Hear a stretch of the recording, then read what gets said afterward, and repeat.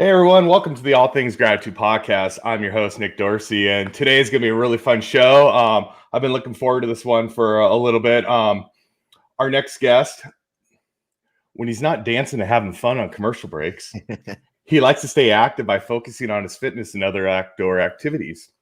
He often renders his workouts useless by indulging in the delicious restaurants that he comes across. Not only is he a lover of music, fashion, and learning to keep himself motivated and hungry for what the future holds. His goal is to be Teddy ready for whatever life brings. Our next guest is an anchor meteorologist at Fox Carolina, and also he is the host of No Rain, No Rainbows podcast. Please welcome to the All Things Gratitude podcast, Ted Phaeton. What's up, Ted? How's it going, man? I'm doing well, Nick. Thank you so much for the wonderful introduction. It's a pleasure to be here, and I appreciate your audience giving me the time and the attention. Yeah, man. This is going to be fun because first thing right off the bat, I got a couple questions, but man, what got you into news, man? What got you going this direction? Oh my gosh. How much time do we have? We can have as much as you want, man. Well, it's an interesting story, and just pulling back the curtains behind it. If you told me 5 years ago I was going to be a news anchor, I wouldn't believe you. If you were to tell me 10 years ago before that put me at, 10 years ago, if you were to tell me I'd be a meteorologist, I'd tell you it was looking bleak. My background started really in college, where I went to school for computer science, found out really quick that it wasn't for me. At the end of my first year, I had a 1.9 GPA. I was on academic probation. I used to hide that about myself, but now I share it proudly because the 1.9 GPA was a reflection of my effort, not a reflection of my intelligence.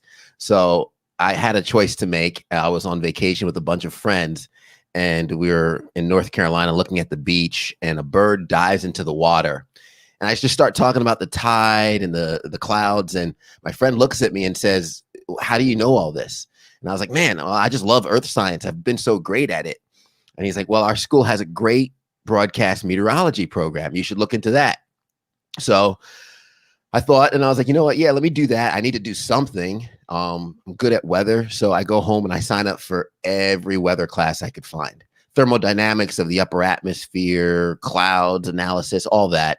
And the very first class, the professor at 8:15 in the morning says, "Who's Ted Phaeton?" And I'm like, "That's me." He's like, "Well, you're in the wrong class, but sit through this and tell me if this is what you want to do." For the next hour, he talks about like physics and chemistry and thermodynamics, things that are way over my head. And I come to find out that I have to take physics 1, physics 2, calculus 1, calculus 2, and chemistry before I could even sit in that class. Even further, he tells me, if you want to graduate with this degree, you might have to do 5 years of school.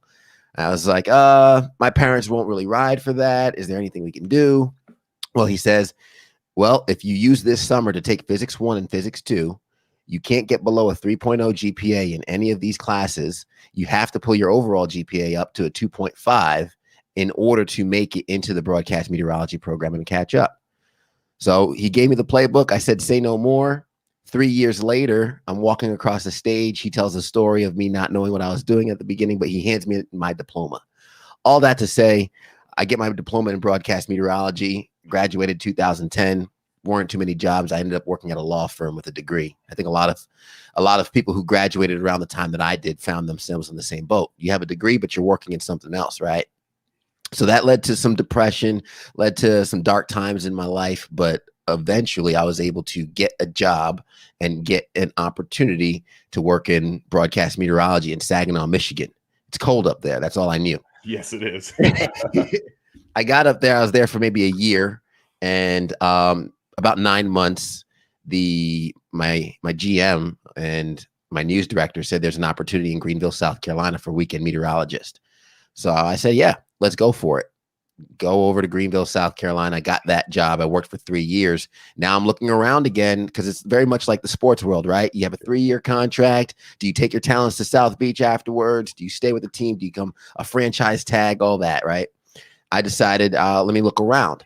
Well, then the opportunity came to anchor. And Nick, I never anchored before. I didn't like reading out loud. I was the kid in high school that always would say, hey, you can skip me for this whole reading out loud project because this is just not my thing. So it scared me. but I felt like I had to do it. And I switched over to the anchor desk about 4 years now. And at first I thought it was the biggest mistake I made in my career, but hindsight being 2020, I'm thankful for it. I'm grateful for the opportunity to now be where I'm at and be competent in a skill that at once I was very much struggling with. So that's been like the kind of the journey, the undirect path on how I ended up on the anchor desk. That's awesome, man. It's weird how things happen. They happen for a reason in life. You know, you got led to Saginaw, Michigan, you know, and you never thought of ever going there, you know, then it's like, now I'm back in South Carolina, you know, and it's coming here, and you never know. I mean, I'm not saying this is going to happen, but 5 years from now, you never know. You might end up in Seattle, Washington, or San Diego, California, just because, I mean, like you said, it's sports, you know, and it all does come down to contracts, but that's part of business. I mean, what you do is business, you know, too. So, but I know some, like, I'm from Seattle, you know, area, and we've had some anchors up there. They're up there for 20, 30 years on the news. So they're almost like your friends, because you saw them every morning and you knew them, and they would be out in the community, and that some of those people were actually really cool people. So it was really cool to say, hey, they're representing us. That's really cool, you know? So sounds like you have like a family there, because I've heard you talk in other places about, you know, commercial breaks, you guys are dancing, you're having a little fun. I mean, but you got to enjoy who you work with. You really have to enjoy what you do, man. Well, so there's a lot of times you see those memes about people like, hey, don't talk to me till I have my morning coffee. Yeah. I think those memes take it on a different life when you're talking 3 o'clock in the morning. You know, you're waking up in the middle of the night, and you're seeing these people every single day. And I joke with my coworkers. I'm like, listen, if I have to wake up at 2 a.m., at least I get to hang out with you guys, you know, because we have fun. We play music on the commercial breaks. We crack jokes. And I'm thankful where the career that I'm in, on air, I get to be myself. Sure, there's a lot of news stories where you have to match the tone of the story. You have to understand sometimes the weight of what you're delivering to people. But there are those stories, and we mix them in as much as we can, where it's a reactionary story to something that's happening at current events, and we get to crack jokes and we get to laugh a little bit. Or a recent example is we were talking about the return of Peeps, and I simply said, well, how is Peeps still in business? Because I hate those things. And we start laughing, and my one co-anchor, or the meteorologist, she loves Peeps. And she's like, oh, bring them my way. So we get to have fun and be ourselves. And in the grand scheme of things, if my job pays me to be myself, I mean, there's a lot of worse things to do out there. So I'm thankful for that. You know, one thing I think I would, and you can tell me if I'm wrong, I would struggle a little bit with is, and I don't want to go down this route, I'm just using this example, is when you start doing like some current event stuff, politics, and start talking about that. And if you necessarily don't agree with what's going on, keeping that professional look and talking about it still with your smile on your face, when you know inside you're going, I just hate this. Yes, you know, I mean, that's kind of hard, because everybody has a human emotion in them, and it shows, you know. So trying not to make that show, I'm sure at times can get difficult.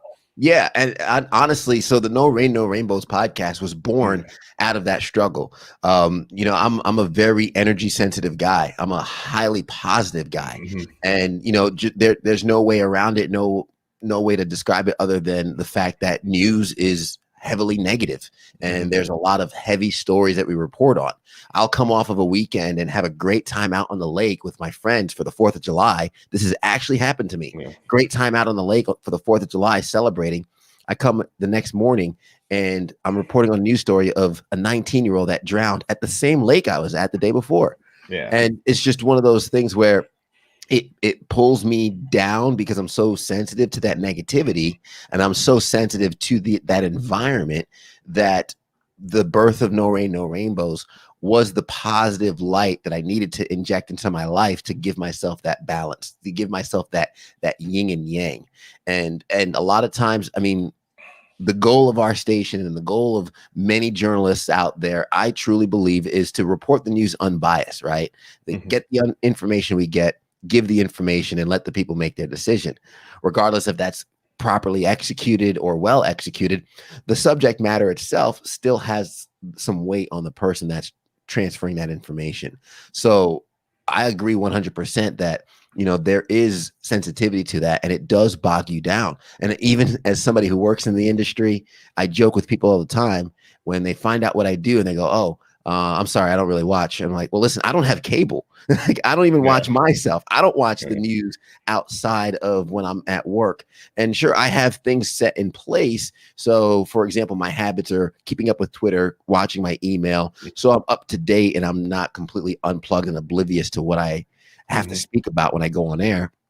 But I have to give myself a system to unplug. And it's interesting that I'll interact with some folks who watch our newscast more than I report it. So they're so much more engrossed in it than I am, and it has an effect on their lives. And if there's one thing I would urge the listeners and those watching, hey, Joseph, appreciate you jumping in. So if I could just encourage anybody watching is, be informed, know what's happening around you, but please don't make it the center of your life, because that's a dangerous hole that I wouldn't want to see anybody go down. I agree with that because there's a little echo going on. Do you hear that? Do you have your phone on or anything? My phone's over here. Okay, that's better. That's better. Maybe it was me. Who knows? But anyways, it is hard because, like you said in there, a lot of the news is negative, and that's not on you. It's not on that. It's what your producers tell you to do, or the producers of that show, the route they want to go down. And I think you're right. It's about having people being informed on what's going on and not just living just off of this or that, actually do the research. And I think that's where we have problems in our world right now, because people don't properly research. They find one source, they take, that's the source. But, and I'm not saying you guys are this way, but, there are news stations that want to lean one way. There's another news station that wants to lean another way. So they're not giving you like the middle ground, of the moderate side of things, so so that makes it kind of confusing for some people, and they, but people have their thought process. I mean, that's just, it's it, Well, I would encourage everybody, and I'm a huge proponent of personal responsibility, right? Personal responsibility on where we get our information from. So I'm someone who, and when we talk about a certain news network leaning one way or another, from my experience, we're talking about the major players, right? The major three letters. If you're talking about local news, from my experience, and I could say that local news is, hey, let's gather the information where we can, report it as non-biased as we can. But even with that, we're all human, and there is bias that's weaved within us, no matter how much we try and suppress that. So I just encourage everybody to understand your sources and understand where you get your information from. If you are a Fox watcher, a CNN watcher, NBC, regardless of what you predominantly like to consume, I think it's only healthy to try and consume a little bit of the opposite as well. Because I would say this much, especially being so close to a lot of it and being so engrossed in it, is you'll find a lot of contradictory information. You'll also find a lot of information that will you're more likely to find the information that will reinforce your view than the one that will go against it. And it's on us to intentionally seek out the information that goes against some of the things we believe, to just get a better overall perspective of things. Nick, me and you could be on the opposite side of a number looking down, and I'm saying 6 and you're saying 9. We're both right. And we don't get to see each other's perspective if we step outside of ourselves and walk around and understand where the other person's coming from. So I would just encourage everybody to, regardless of their choice of consumption, to just add some variety in that for themselves, for their personal responsibility, and don't necessarily just rely on what you hear and take it for face value. Be careful what you share. That's one thing I practice on myself a lot. And I'll also be honest in terms of the two combating forces we have in our world today, accuracy and speed.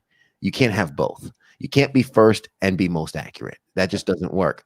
So what we have is, especially in the instant Twitter world that we live in, the instant post and current event world, you'll have a lot of preliminary information that has to either get redacted or updated down the line, because the story is actually being told as it's happening now. It's no longer a recap of what happened. It's, hey, this is happening in real time. We're gathering the information. We're learning new information along the way. So what could appear as, oh, they were wrong was you just didn't have the full picture. So I think that's something helpful that, I mean, I'm not taking responsibility for anything else that's said other than what do I read, what do I consume, and how do I balance it and come up with my own point of view, because that's really what the goal of journalism is at the end of the day, is to allow the person and allow the community to make their own decision and self-govern. I agree 100% because like you said, you and I can disagree, see a different vantage point, because you know what? I've never walked in your shoes. You never walked in my shoes. So who knows? And that's what people need to take back, and we can totally disagree, but it doesn't mean I still can't like you. Yeah. I mean, just because I disagree with something that you do or like or support doesn't mean you're still not a great person. Yeah. I'll just be like, and my thought process is, I don't know what the hell Ted's thinking, but whatever. I still like him, or vice versa. I can't believe Nick. Why would he want to support that? But you know what? But it's so weird because, we've seen over the last 4 or 5 years, like friendships, all of a sudden divorces and all this stuff just breaking up. And it's just like, you didn't know before then, this is what these people thought, I'm like, come on, get over it. This is dumb. We're still humans. We still like each other, but we're never going to 100% agree with each other. That's what people need to realize. And if you're in a group of people that everybody 100% agree, you're not going to learn anything. You're going to be stuck in this tunnel. There's no growth. Yeah, absolutely. And where I think where we need to start from is like, okay, I see you, Nick, you have the American flag on your hat, right? I have an American flag in my house. And I'm like, okay, let's start with, I love this country. Oh, I love this country too. Outside of that, we have something in common.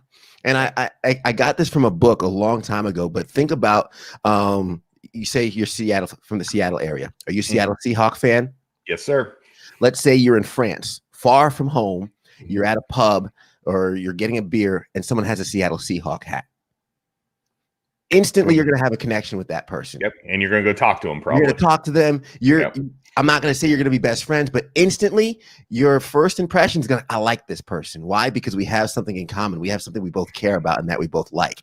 Outside of that, whatever you disagree on, you might be able to have a little more leniency with, because you started from a point of joint communication and from joint desire. So if we start from, hey, we're both in this country, we both want what's best for this country. Cool. Let's start at that. And however you think of going about what's best for the country and whatever I think about what's best for the country, we're in essence still on the same team. We're trying to help the same entity. We just have a different way of doing it. So if we start from, hey, we have the same mission, we love the same thing, we want to do what's best, I can forgive some of the things that we don't see eye to eye on, because I know your heart. I know your intention. I know whatever Nick does, he's going to do what's best for this country. Whatever I do, I'm going to do what's best for this country. So regardless of what his point of view might be on certain topics, I'm also going to just root for Nick to inform himself and find what's best. Yeah. And I'm going to try and do my best. And we start from unity, not from separation. And that's where I think a lot of us can learn how to love each other and really, make the world a better place. I agree, and I think educate yourself. Like, let's say South Carolina. I don't know any of the politics or any of the stuff going over there. So I feel it's not my right to make an opinion on what's going over there without actually knowing what's going on. I can't be like, hey, Ted, whatever your people are doing over there, this is dumb because of the fact of this and that. I'm like, I'm in Arizona now. I'm like, come on, I have no clue what's going on in South Carolina. Like down here in Arizona, people in Iowa are telling us what to do. I'm like, you don't live here, man. What's going on?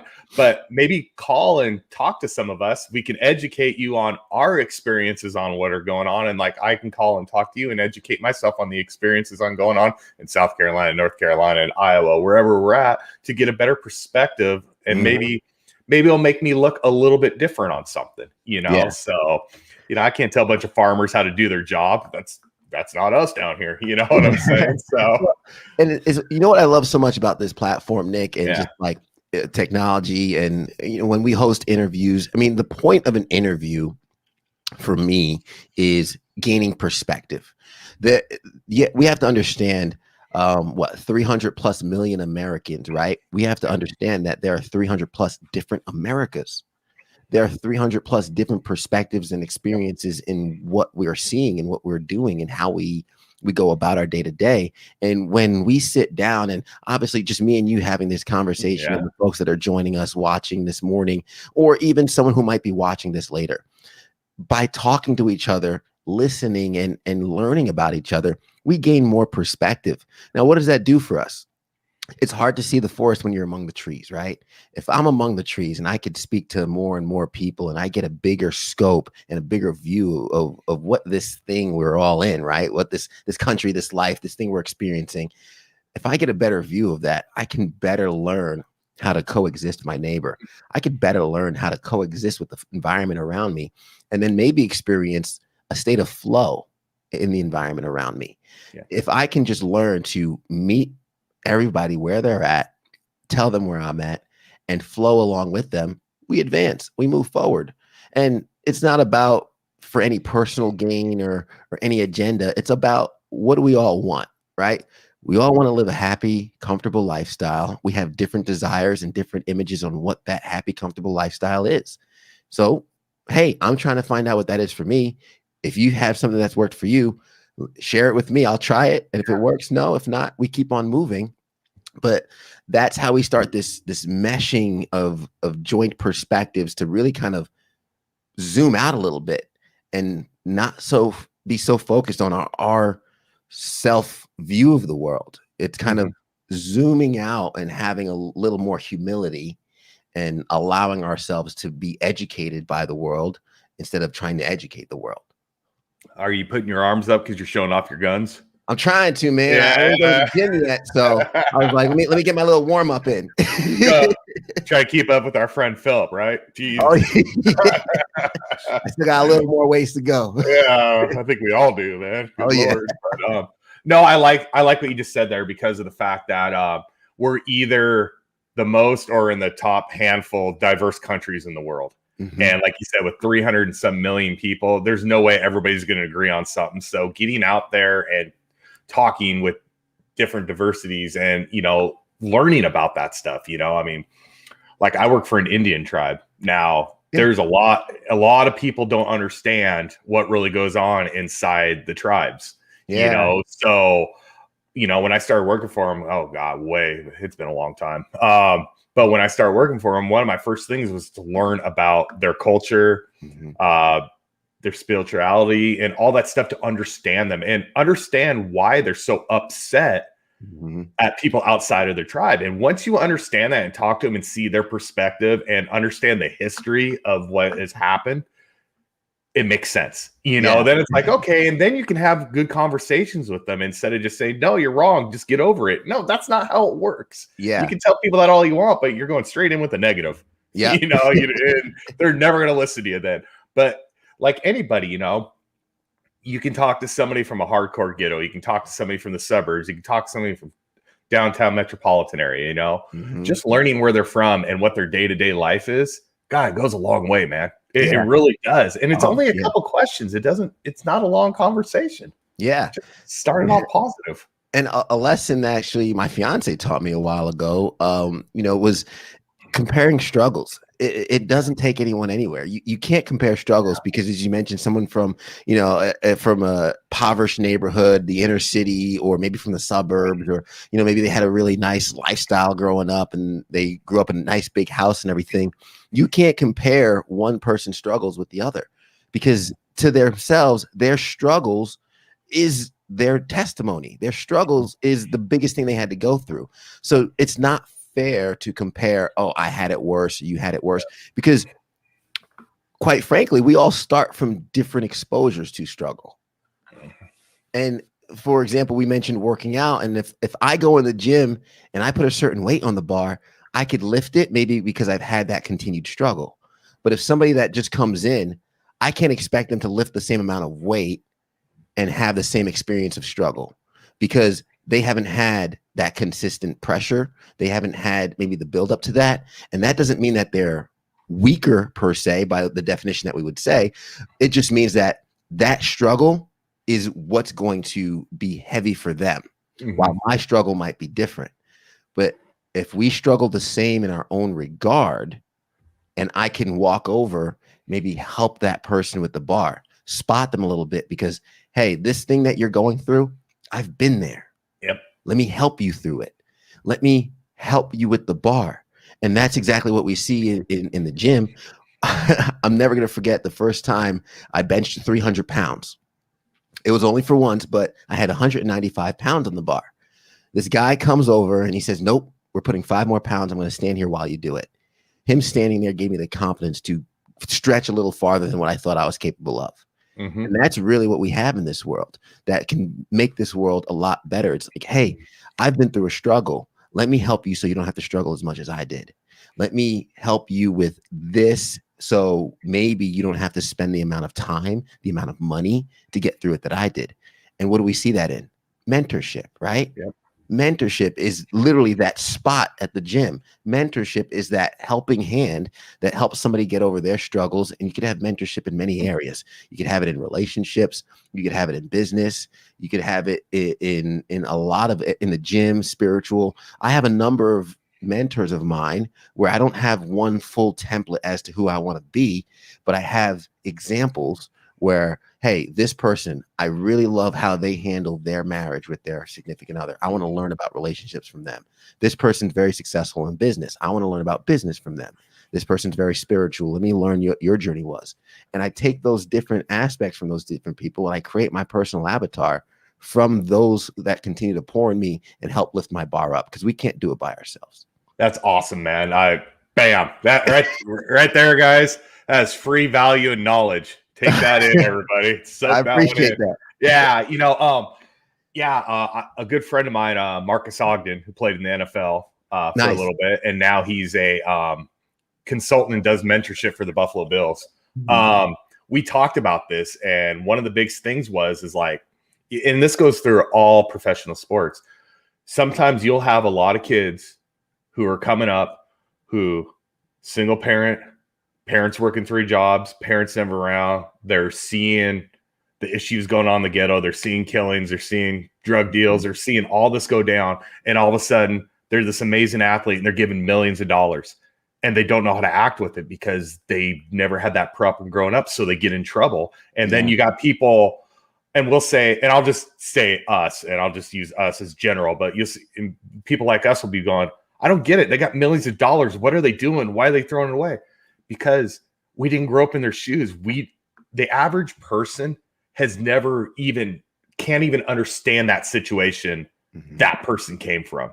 And they don't even want to see what that person has seen growing up in life. I mean, it can play with you mentally. So like he was talking about, one of his big things he does with the NFL and what the NFL is doing better at now is coming in with these younger players, getting them mentors, getting them set up with the right money people, financial people, and teaching them actually how to, I guess, be an adult, and because some of them, just because they're 21, 22, and they're playing this really manly sport, and they're beating the hell out of each other, and they're bigger than life icons. They are. You watch them on TV, they're bigger than life. Marcus, I think, is like 6'7", 340 pounds. I mean, a big dude, or 320. He's going to kill me if I'm off on his weight. But the point of it is they're bigger than life people, but they need to realize if they grew up with no mentorship and really no parents around or anything, they still have the mentality of a kid or a teenager because they don't know. And people need to understand that, so, it's going right down what you're talking about. Find that mentorship, no matter what it is. Surround yourself with the right people. Get that circle of trust. And just because it's a long lost relative, because you have millions of dollars now, you don't have to give them money.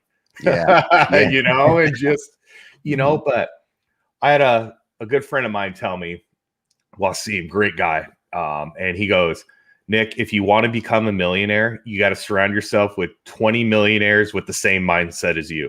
Yeah. And you'll get there. Yeah. He goes, and that's good for anything in life. If you just want to be a great person and you want to, be charitable and do all that stuff, surround yourself around 20 people who do that. Yeah. If you just want to live just a normal life, then surround yourself around 20 normal people and live that life. Yeah. It totally made sense. I'm like, dude, spot on, makes sense. Great analogy. I think the biggest thing is an obstacle for so many people is that ego. Where I Mhm. mean, I used to be in high school. My dad used to laugh all the time and said, You like to figure things out on your own. You like to Mhm. figure things out on your own." And I don't know where it was. I think it was maybe around college where I started realizing like a lot of the things that were happening to me, even including the academic probation and things like that. A lot of these things that were happening to me were the results of me finding out the hard way. You Mhm. know, again, I said a 1.9 GPA was a reflection of my effort, not my intelligence. Well, of course, you're going to have a 1.9 GPA when you barely go to class. My dad Mhm. said you should go to class, the very least, go to class. I don't go to class. I get what I put in, Yeah. and me having to realize in college, like, the things that are happening to me were foreseen by my parents, other people around me, by the way I was behaving. So if these bad things happen because I'm not listening, maybe good things will happen if I start listening. And then, okay, my world starts turning around. Okay, now because I've put my ego aside and I'm like, okay, let me listen to these other people, let them impact my life. Now it's amazing how the mentality shifts where it's like, how can I find more people to pour into me? I'm seeking out mentors now. I'm wanting to find someone who can, hey, teach me this, teach me that. And that's kind of where I've learned to tap into business owners and whatnot and look for mentors. And to your point with athletes, I remember in high school, college, the athletes, they were the big ones on campus, right? Yeah. They had everybody following them. And then I mean, you imagine the environment of an athlete. Again, perspective. I can only imagine what it would be like because a lot of these athletes who get to the pros, they started either in elementary school being known for their ability, middle school, high school being known for their ability, college, and now they're on the biggest stage of their lives, making the most money ever. And oftentimes in those environments, that player is surrounded by a whole bunch of people, but that player is the top, if you would, Yeah. or the center. And if you're the smartest person in the room, you're in the wrong room, right? If Yeah. you're the quote unquote top of the room, you're in the wrong room. I never feel like, I mean, I'm always learning from people around me. I think I can learn from everybody. Everyone knows something I don't know. So I'm always learning. I'm never the smartest person in the room, no matter what room I'm in. But for these guys, I always wonder, to your point, and your friend who's consulting and mentoring them, Yeah. they need that because a lot of times they don't have anyone above them pouring into them. And that's where the mistakes come in. So putting the ego aside, I think, is the biggest hurdle for so many people to kind of step out of their way. Because how do you tell a 21-year-old making millions of dollars at the top of the world, like, hey, you need help? Yeah. It's like, oh, look around. I think I'm doing pretty well. Yeah, and that's the mindset. That's where if you're not brought up understanding these things, that's where it's like, I have way more money than you. What are you talking about? I'm very successful. Well, Mhm. you're very successful as an athlete doesn't mean you're successful as a human being or a person in the real world Yeah. because and I know if that ever goes away and a lot of athletes go bankrupt because it just is what it is, the Mhm. real world will chew you up and spit you out. It don't care about you. I don't care what all these people want to say. We want all this. The world doesn't care about you. It doesn't. You have to go out and win. You Yeah. have to make wins all the time. And that is putting your ego away, finding the right people to surround yourself around. I have mentors for work, I mean, I've made it to the top of my industry, and I still reach out for people because if I get that mindset that I'm better than everybody, and trust me, I'm fully confident in my skill level and what I do. Mhm. But if I let that overtake me, that's when I'm going to fail. I'm going to fall all the way down. Yeah. So every day it's like, I want to learn something new. I want to talk to the right people. I just want to pick their brain because my way could work in one industry or for one company, but it doesn't mean it's going to work for another company. Yeah. So now learning something new, and I just love picking people's brains. I really do. Just makes me better. And then like a conversation with you and I mean, I can learn a lot about the news, South Carolina, the Carolinas, and Mhm. just everyday stuff, and I take one thing away from this, it's a win. You Yeah. know what I'm saying? And vice versa. And it's what people don't understand, it's not Mhm. hard to have these conversations. And like Yeah. you said, this platform, this is what I love is Yeah, it's a podcast. We can call it whatever we want. But to me, it's just a conversation between two. It's me getting to know you better. Yeah. This is Yeah. exactly what this is. And guess what? We can go in the green room after the show and we can either turn into best friends and all of a sudden we're talking all the time, or we're just like, hey, we're good acquaintances, right on. We're great networking partners, Exactly. but it doesn't matter. It's a win either way. Yeah. And I think what comes out of that is, I mean, some people, they go their day by their day to day with expectation, right? Yeah. And expectations, if you never set expectations, you never get disappointed, right? And what I mean by that, and I'm careful when I say that, because I do think you want to set goals, you want to have expectations for yourselves, but I don't expect anything from the people I interact with. If anything, it's the opposite. How can I pour into this person, right? It's not, I don't expect anything from you, Nick. I just want to learn about you, and I want to talk to you and communicate. And I appreciate the opportunity to share my voice and share some of my thoughts with the listeners. But to the listeners, I'm not expecting anything from the listeners. I'm just hoping that something I say might strike a chord, might help them out in their lives. And that is really the return on investment here is what we're able to give. I always say Christmas, why is it the happiest time of the year? I don't think it's the happiest time of the year because of how many gifts people get. I think it's the happiest time of the year because of how much giving is going on. And the reality is we don't have to wait for December to give. We can give all the time. This is a form of giving right here. And I'm letting the words flow out of my mouth in terms of just my comfort and authenticity of this might be what someone needs to hear. If not, I'm okay with it because it's not about me.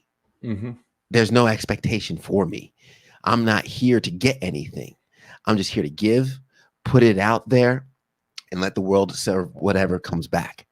And I think that's where a lot of people can kind of learn to relieve the stress around this whole thing and just, hey, reduce the amount of expectations you have and the interactions with the people and the interactions with the companies and things around you.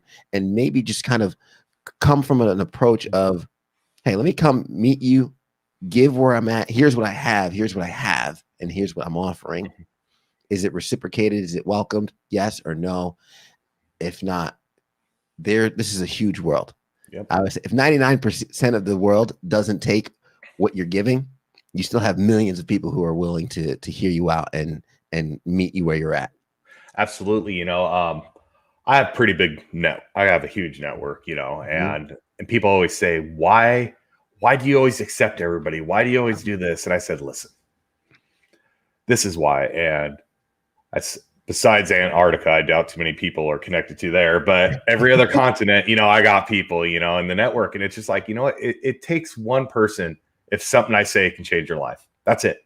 Yeah. And it may be somebody I have no clue who they are, but they're in my network, or I engage on somebody else's post and, it goes through to somebody else's feed saying Nick commented on this and they see that and that could help somebody. And that's the way I look at it. Or somebody can change my life. Somebody can totally change my life. And I'm like, it takes one person, it's like, it's like my team's at work.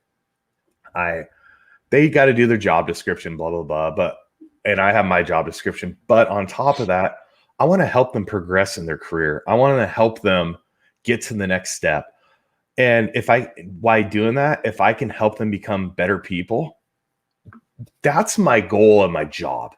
I mean, because my job description is they pay me to do what I do. I know what my daily routine is. I know what I need to do, but what can I take it past that? And building that interaction with your team, that's what builds great teams. And that's what builds great humans. And people did that for me. So I want to give that back to people, and I feel that's the right way to go, Quick story, Ted. I was, when I left one company, the exit interview, they're like, man, we wish you weren't leaving. You saved us $4 to $5 million over this, and this. I'm like, cool. And they kind of looked at me and they're like, huh? And I go, that's what you brought me in to do. That's my everyday job. I go, this is what I'm proud of. This guy became a supervisor. This guy became an operations manager. I was able to mentor them, put them through the right training program that you guys wanted me to do. And now their careers are better. And they turned around and said, but they left the department, but they're with the same entity. So we built the entity stronger. Yeah. I go, I don't care. I was part of the change to help two people better their lives. Yeah. I go, that was the win. I go, this rest of the stuff, it's cool accolades. You can give me your printed copy that says employee of the month, right on. I'm excited that you guys recognize me at that. But that guy who's an operation manager now, it totally changed his life. His family's living a lot better because he took advantage of the opportunity of sitting down and talking and let me mentor him to get to that position. I go, that's the win. I don't care what you guys think about anything else. That's the win to me. Yeah. That's what I'm most proud of. And I wish you would recognize that, and they were just like, oh, I'm like, that's maybe why I'm leaving here. And that reminds me of, and I don't know if your listeners have heard this story before. I'd love to kind of share it. And it's about a man who goes on a morning run along the beach. Mm-hmm. And because I've said over and over, and I know a lot of people say, I want to change the world. I want to change the world. And I think this story accurately depicts what I mean by that. And it's a gentleman running along the beach early in the morning or mid-morning.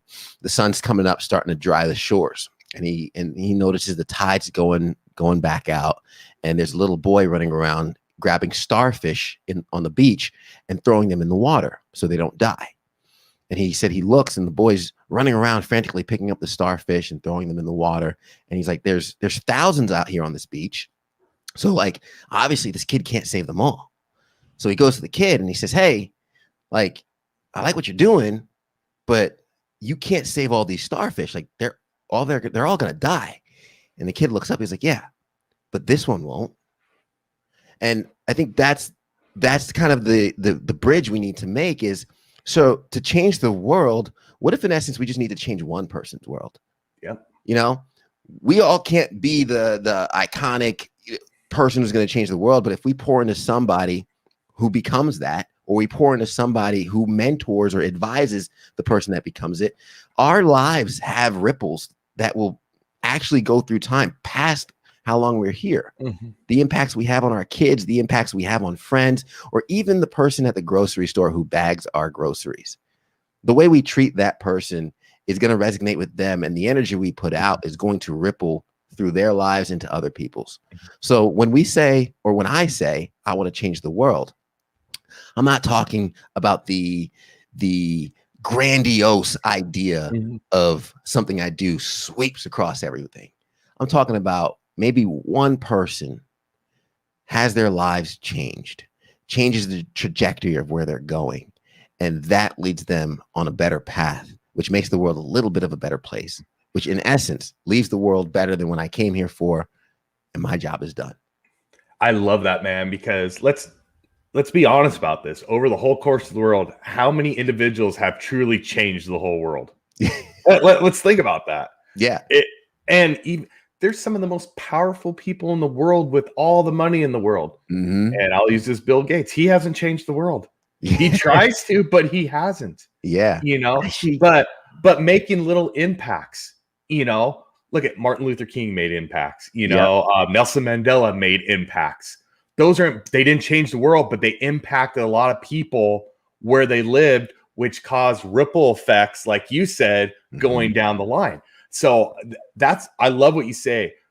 Instead of trying to change the world, try to change one person. And then one person will lead into two will lead into four will lead into 8. Then it turns into a domino effect. Yeah. You can't go, I don't mean this because you're on TV, but you just can't go in the media and start blurring stuff out because there's a couple things. One, like you said, some of the stuff is so negative, people just don't watch. And number 2, all you're going to hear from half the country is fake news. The other half is going to be like, oh, you guys suck. Then it just turns into that. So if you do it on a local level, which then turns into a state level, which turns into a regional level, which then you got it.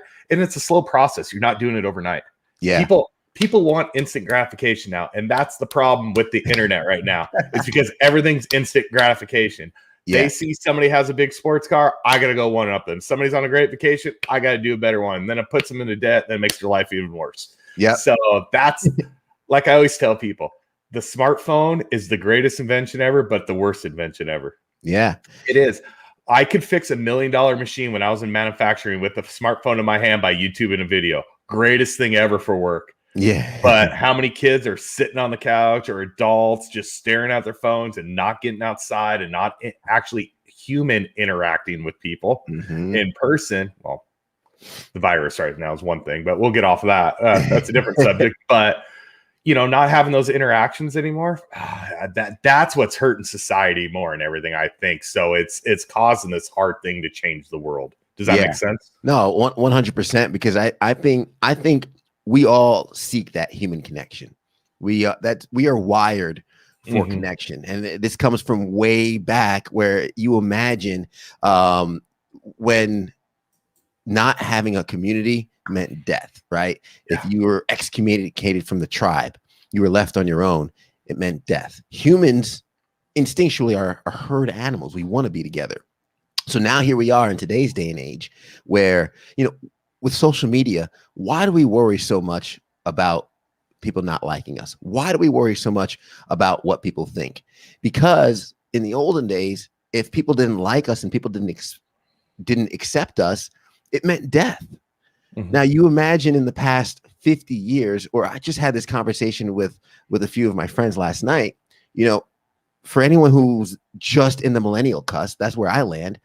I watched the internet kind of blow up. I just missed it, right? We were laughing like, we just missed it. Like, there's no pictures of us doing anything crazy in college and high school and stuff, because that wasn't that wasn't all out there at the time. So I was like, thank you. But so it's a different world we live in, but that's how fast this world has changed in our lifetime. So the fact that technology is where it is, us as humans, biological beings, have not evolved nearly as quickly. And we are being surrounded by this bombardment of input that our brains are still prehistorically processing.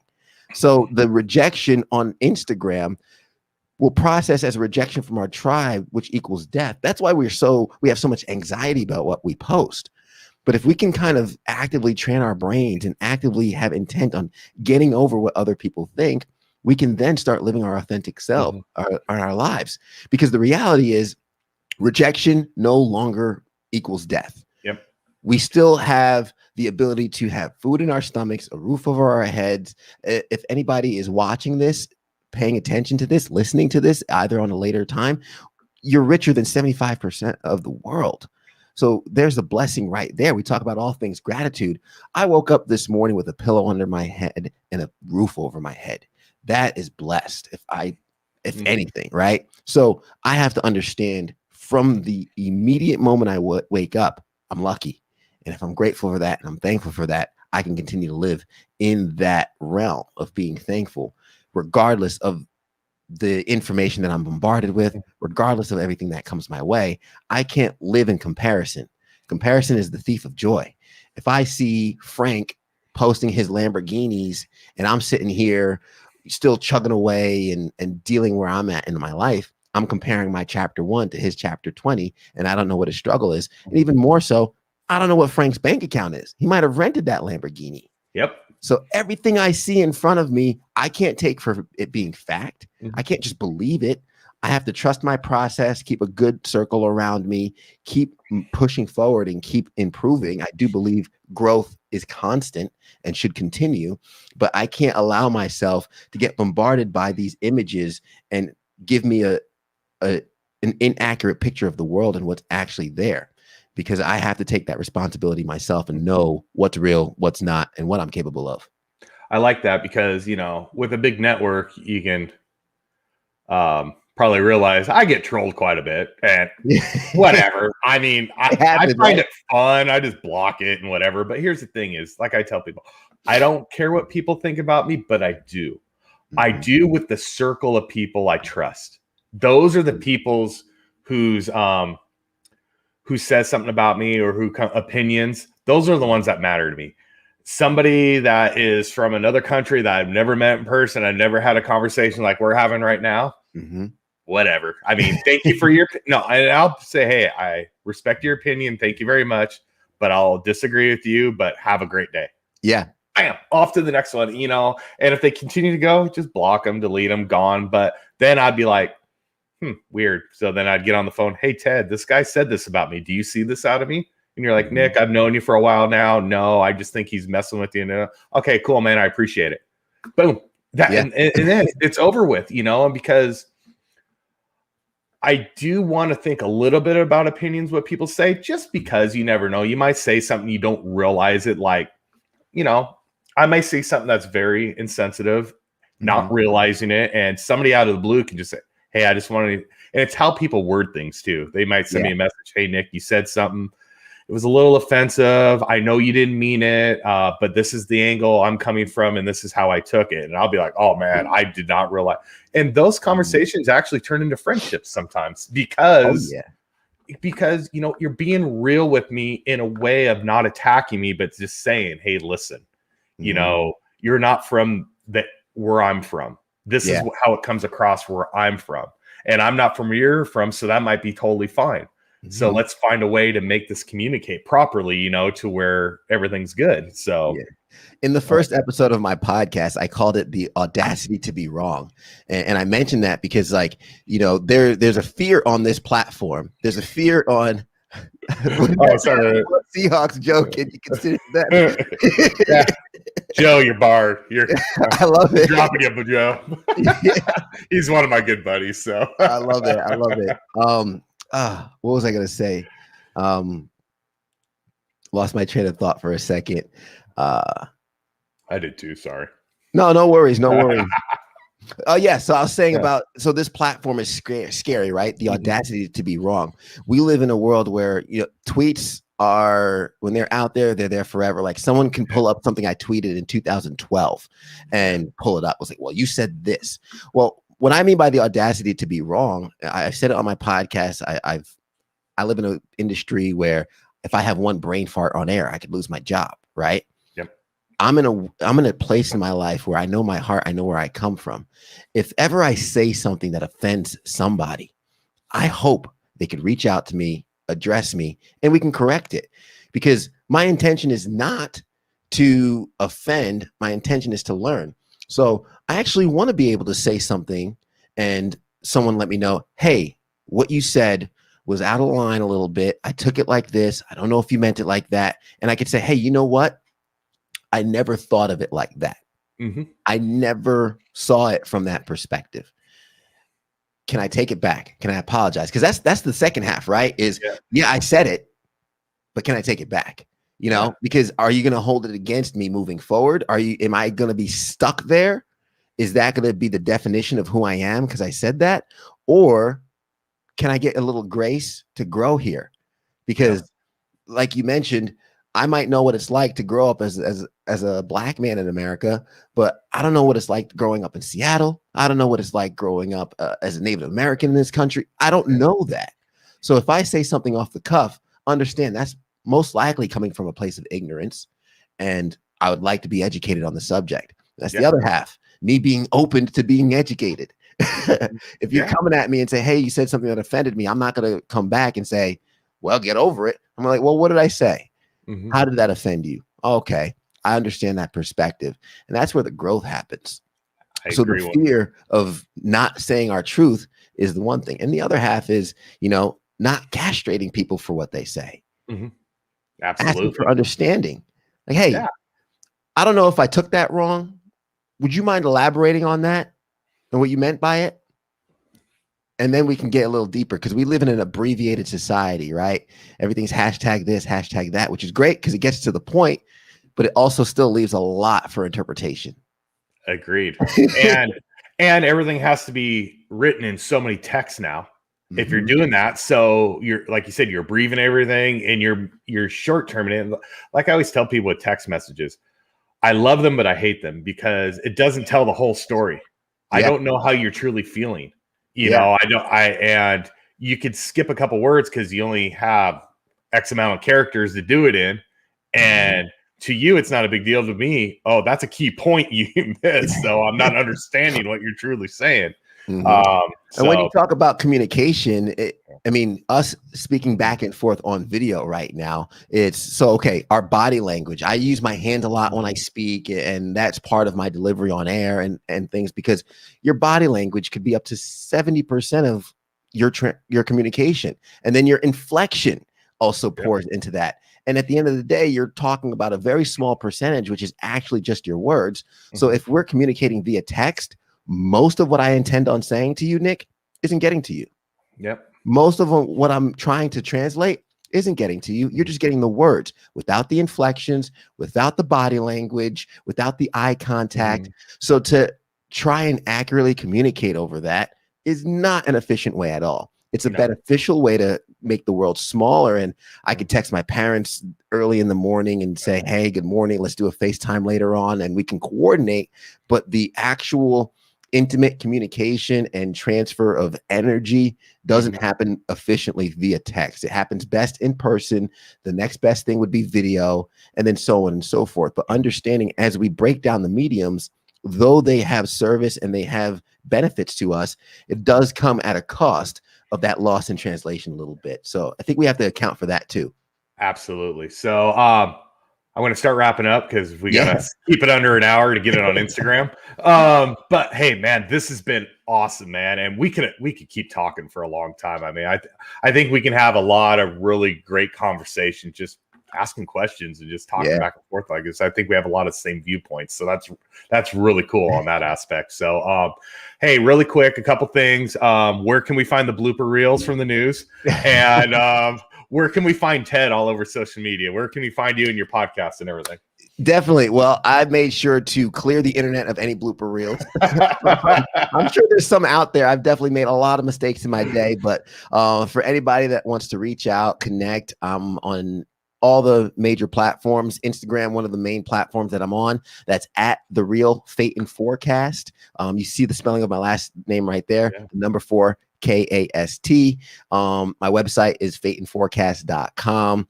LinkedIn, Ted Phaeton. Facebook, Ted Phaeton. And Nick, I could send you all those links too for the viewers. A lot of them are down in the comments below. So go ahead, hit them up. Part of the promo.